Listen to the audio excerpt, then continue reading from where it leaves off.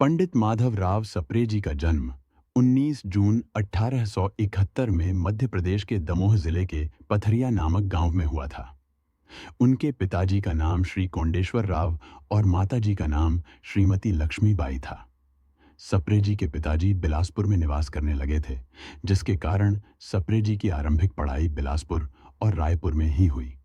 बिलासपुर में उन्होंने middle school तक और रायपुर के शासकीय विद्यालय से मैट्रिक की पढ़ाई की। आरंभिक शिक्षा पूरी करने के बाद उन्होंने नागपुर के हिस्लॉप कॉलेज से बीए की पढ़ाई की। साल 1899 में उन्होंने पेंड्रा के जमींदार के बेटे के शिक्षक के रूप में भी काम किया। पेंड्रा में रहते हुए इन्होंने समाचार पत्र प्रकाशन एवं संपादन का कार्य आरंभ किया।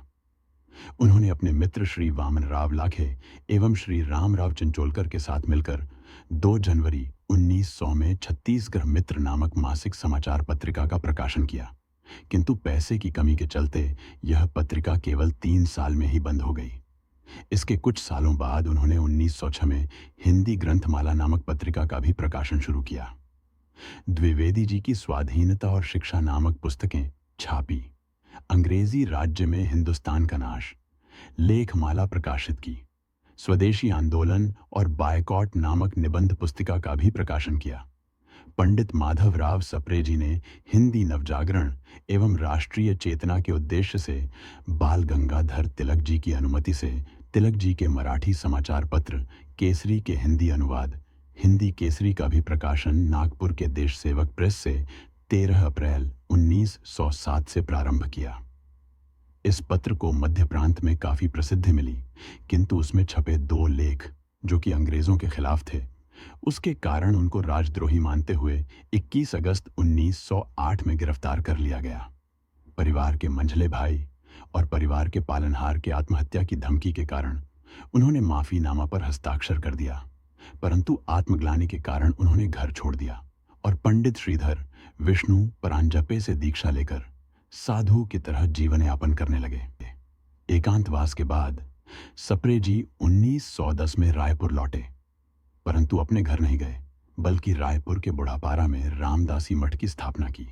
साथ ही सरस्वती, प्रभा, विद्यार्थी, मर्यादा, श्री शारदा, ज्ञान शक्ति आदि पत्रिकाओं में उनके लेख प्रकाशित होते रहे। काफी समय बीत जाने के बाद उन्होंने 1916 में जबलपुर में हुए हिंदी साहित्य सम्मेलन में सार्वजनिक जीवन में पुनः शामिल हुए।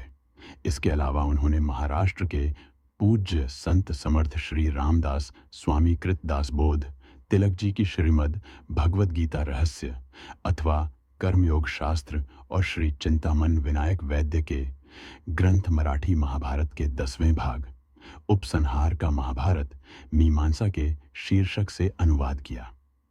पाठकों में प्रसिद्ध गीता रहस्य का अब तक 25 से अधिक संस्करण प्रकाशित हो चुके हैं। पंडित माधवराव सप्रे श्री पंडित विष्णुदत्त शुक्ल जी के संपर्क में आए। विष्णुदत्त शुक्ल राष्ट्रीय धारा से समर्पित एक साप्ताहिक पत्रिका निकालना चाहते थे, जिसके लिए उन्होंने सप्रे जी को चुना। इस पत्रिका के संपादक पंडित माखनलाल चतुर्वेदी बने और कर्मवीर नामक साप्ताहिक पत्रिका का प्रकाशन 17 जनवरी 1920 से प्रारंभ किया। दुर्भाग्यवश 1921 में पंडित विष्णुदत्त शुक्ल जी की मृत्यु हो गई। कर्मवीर नामक पत्रिका ने मध्य प्रांत में जन जागरण का बखूबी काम किया। माखनलाल चतुर्वेदी जी के संपादन में ब्रिटिश शासन को रतौना कसाई खाना मामले में पराजय का सबक सिखाया।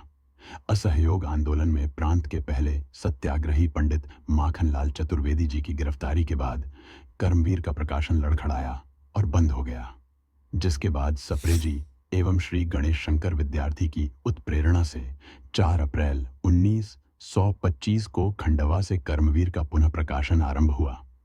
इसके बाद 23 अप्रैल 1926 में माधवराव सप्रे जी का भी निधन हो गया। 25 वर्षों तक सप्रे जी ने पत्रकारिता के स्तंभ के रूप में कार्य किया एवं हिंदी साहित्य, समाज और राजनीतिक संस्थानों के सहायक उत्पादक एवं उनमें राष्ट्रीय भावना का विकास करने का काम किया। पत्रकारिता के माध्यम से उन्होंने जनमानस में राष्ट्रीय चेतना पैदा की और अपनी कलम की ताकत से उन्होंने विदेशी सत्ता में दबे जनता के मन में राष्ट्रीय सेवा का भाव पैदा करने में अपनी महत्वपूर्ण भूमिका निभाई। इस कार्य हेतु वे सदा सराहनीय रहेंगे और देश हित में की गई उनकी सेवा सदा अविस्मरणीय रहेगा।